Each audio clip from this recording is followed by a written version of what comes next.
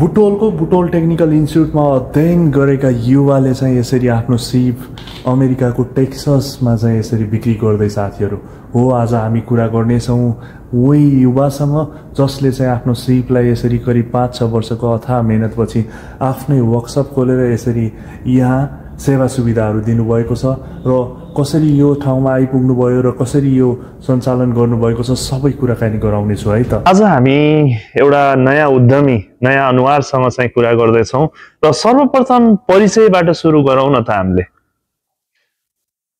हजुर नमस्कार, मेरो नाम विशाल विश्वकर्मा।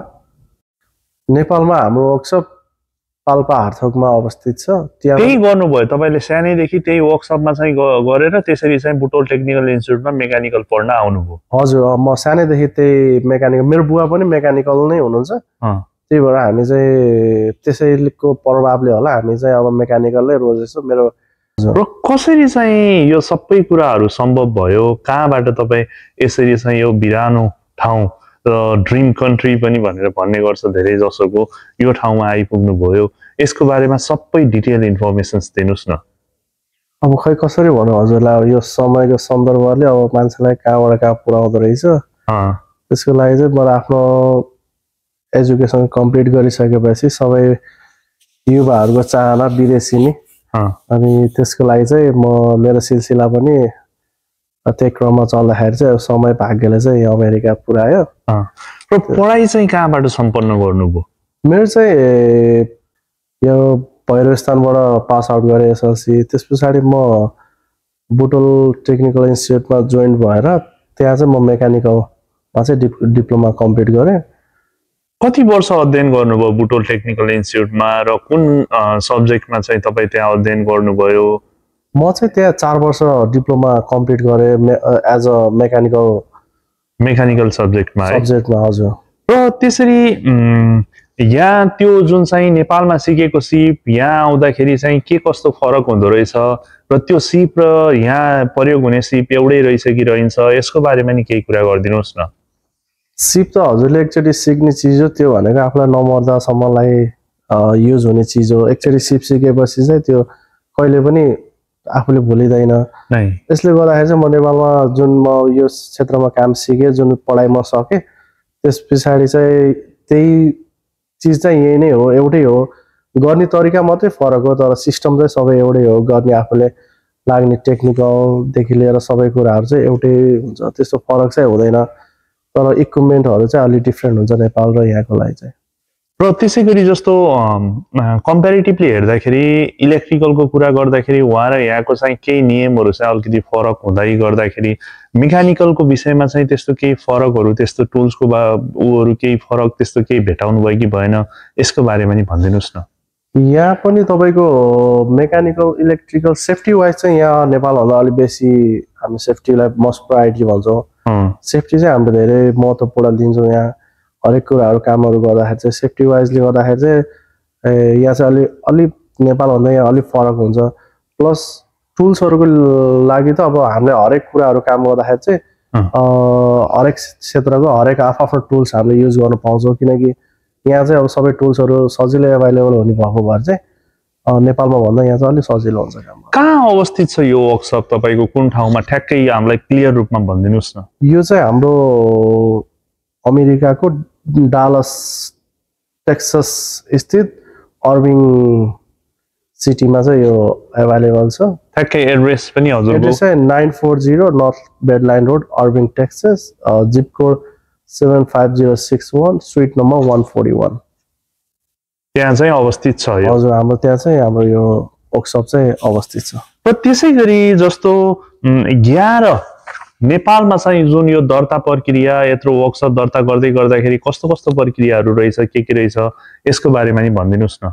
नेपाल र यहाँको डिफ्रेन्स बिट्विन भनेको हामी चाहिँ अब नेपालको सन्दर्भमा हामी पहिलो भन्नुपर्दा नेपालमा चाहिँ तपाईँले यस्तो सपहरू कुनै बिजनेस सुरु गर्नु पर्यो भने कुनै क्राइटेरिया हुँदैन। मान्छेले जहाँ पाए त्यही दोकान खोल्न मिल्छ, जुनै लोकेसन चुज गर्न पाइन्छ। तपाईँ जस्तो तरिकाले पनि दोकान ओपन गर्नुभयो भने नि त्यो हुन्छ, सजिलै खोल्न सकिन्छ। तर यहाँ चाहिँ हामीलाई निश्चित बिजनेस कुन बिजनेस ओपनिङ गर्ने हो त्यसको लागि चाहिँ निश्चित क्राइटेरिया छुट्याएको हुन्छ त्यो फिगर आउट गरेर त्यस पछाडि चाहिँ हामीले चाहिँ यो खोल्नुपर्छ त्यो फिगर आउट गर्नलाई चाहिँ अलिक गाह्रै हुन्छ डकुमेन्टेसनहरू के चाहिँदो रहेछ के रहेछ एरिया फाइन्ड आउट गरेपछि त्यसको बारेमा थोरै केही प्रक्रियाहरू भनिदिनुहोस् डकुमेन्टेसनको लागि चाहिँ हामीले चाहिँ यो सिटी अब नेपालको गाउँपालिका भन्छ जस्तै यहाँको सिटी हुन्छ त्यसमा गएर चाहिँ हामीले सबै डकुमेन्टहरू चाहिँ त्यही भेरिफाइडहरू सबै त्यहाँ स्टेप बाई स्टेप लेखेर दिएको हुन्छ कि कुन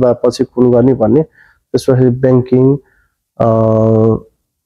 तिर खाता खोल्नेदेखि लिएर अनि हाम्रो सिटीको सबै दर्ता प्रक्रियाहरू चाहिँ अब स्टेप बाई स्टेप हामी सिटीमा गएर फिगर आउट गरिसकेपछि सबै कुरा त्यही लेखेको हुन्छ त्यही उहाँहरूले भनेको अनुसार चाहिँ हामीले डकुमेन्टेसनहरू गर्नुपर्छ हजुर र कस्तो कस्टमरहरूले चाहिँ अहिले हजुरको यो जुन वर्कसपमा बढी प्रायोरिटी दिनुभएको छ आउनुहुन्छ यसको बारेमा नि भनिदिनुहोस् न अहिले चाहिँ हामीले फर्स्ट प्रायोरिटी भनेको चाहिँ हाम्रो नेपाली कम्युनिटीलाई चाहिँ बढी फोकस गरेका छौँ किनकि हामी चाहिँ जति पनि सहयोग जति पनि साथ चाहिँ हामी नेपाली कम्युनिटीलाई नै सजिलो गर्ने तरिकाले हामी चाहिँ लागि परिरहेका छौँ किनकि यो क्षेत्रको कुराहरू चाहिँ अरू सबतिर जाँदाखेरि चाहिँ मेन कुरा भाषाको परिवर्तन हो भाषाको समस्या हुन्छ किनकि आफ्नो गाडी के भएको छ अनि अर्को यहाँको मान्छेहरूलाई चाहिँ बुझाउन एकदम गाह्रो हुन्छ त्यही भएको भएर चाहिँ हामीले चाहिँ बढी नेपाली कम्युनिटीलाई चाहिँ अलिक बढी फोकस गरेका छौँ त्यस पछाडि चाहिँ हाम्रो सेकेन्ड कम्युनिटी हाम्रो इन्डियन कम्युनिटी त्यस पछाडि अनि अरू कम्युनिटी चाहिँ अब हाम्रो यहाँको फरेनर्सहरूलाई चाहिँ बढी मोस्ट प्रायोरिटी गर्ने ओके लगभग यो जुन चाहिँ कम्पनी सेटअप गर्दाखेरि इनिसियल फेजमा लगभग कति जति लगानी लाग्दो रहेछ यसको बारेमा नि केही कुरा गरिदिनुहोस् न यो अहिले इनिसियल फेजमा भनेर लगानी सबै प्रक्रियाहरू गर्दा र सबै गर्दाखेरि अराउन्ड लाइक स्टार्टिङ फेजमा चाहिँ $1 लाख चाहिँ हजुरले सुरु गर्नु गरियो त्यसको लागि चाहिँ अब अझै पनि थप्दैछु बिस्तारै अब यो मसिनहरू जुन हाइड्रोलिक चेनहरू तपाईँले दुईटा राख्नु भएको रहेछ हैन अरू धेरै चीजहरू यहाँ देखियो हामीले र लगभग रोजगारीको कुरा गर्दाखेरि कतिजनालाई रोजगार दिनुभएको छ के छ यसको बारेमा नि केही कुरा गरिदिनुहोस् न रोजगारीको लागि चाहिँ म एज अ होल सप अनरको हिसाबले गर्दा म आफै फुल टाइम यहाँ जब गरिरहेको छु ओके अनि त्यस पछाडि हामीसँग अझै 2 जना एक्स्ट्रा इम्प्लोइ हुनुहुन्छ अनि एकजनाले चाहिँ बाहिर अफिसहरू टेक केयर गर्नु भएको छ भने एकजना चाहिँ फुल सर्टिफाइड मेकानिकै हुनुहुन्छ अनि हामी चाहिँ अहिले हाल 3 जनाले चाहिँ टेक केयर गरिरहेछौँ भने चाहिँ एज अ बिजनेसको फ्लो अनुसारले चाहिँ हामीले अरूलाई पनि हायर गर्ने गरेका छौँ एटलिस्ट लाइक 5-6 जना चाहिँ हामी यहाँ भइरहेको छौँ र त्यसै गरी भावी योजना के छ देशमै यहाँ गरेको मेहनत देशमै गरेको भए अलिकति धेरै कमाउन सकिन्थ्यो कि के छ यसको बारेमा नि थोरै तपाईहरुले त आफ्नो तानसेनमा पनि यही वर्कसप नै गर्नुभएको रहेछ के छ त्यहाँ र यहाँको डिफरेन्स गरिदिनुस् न तपाईको अब त्यहाँ र यहाँको लागि चाहिँ अब भावी योजना त अब नेपालले गर्नु पाए अझ राम्रो अब विदेश पनि हेरियो विदेशमा पनि काम गरियो तर आफ्नो देशको जस्तो राम्रो त अन्त कहाँ हुन्छ र तर अरू भन्दा सबसे सजिलो अब देशको सरकारको स्थिति राम्रो भइदियो भने देशको कन्डिसन राम्रो भइदियो भने पछि त हामी डेफिनेटली नेपालले गएर गर्नु मन छ तर हालचाललाई चाहिँ अहिले अब यही नै स्ट्याब्लिट गरिरहेछौँ अब यहाँबाट नै अब केही भयो भने अब इन द फ्री नै हामी अब सबै नेपालमा पनि एउटा बिजनेस खोल्ने यसको ब्रान्चहरू अझै बढाउने यहाँको व्यापार र नेपालको व्यापार जुन तानसेनमा बसेर गर्दाखेरि चाहिँ कस्तो फरक पाउनु भयो के छ यसको बारेमा एकदम नलुगाइकिन सबै कुरा गरिदिनुहोस् यहाँको व्यापार र नेपालको व्यापारमा त सबसे समस्या नेपालको व्यापारमा चाहिँ तपाईको नराम्रो छ हैन नराम्रो चाहिँ म भन्न सक्दिनँ किनकि राम्रै हुन्छ सबसे मेन समस्या भनेको नेपालमा चाहिँ पैसा नउठ्ने उधारो धेरै फस्ने त्यसपछि मान्छेको विश्वास चाहिँ एकदम पैसाको लागि चाहिँ एकदम धेरै कराउनु पर्ने लस धेरै हुने अनि यहाँको रिजनमा चाहिँ तपाईले आज काम गर्यो सबै कुरा राम्रो भयो भने चाहिँ डे टु डे पैसाको फ्लो हुन्छ मान्छे उधारो भन्ने हुँदैन त्यसले गर्दाखेरि चाहिँ सजिलो चाहिँ यहाँको लागि डेफिनेटली हुन्छ नेपालमा चाहिँ सरकारले बिजनेस गरेको मान्छेलाई चाहिँ पैसा कसैले पैसा तिरेन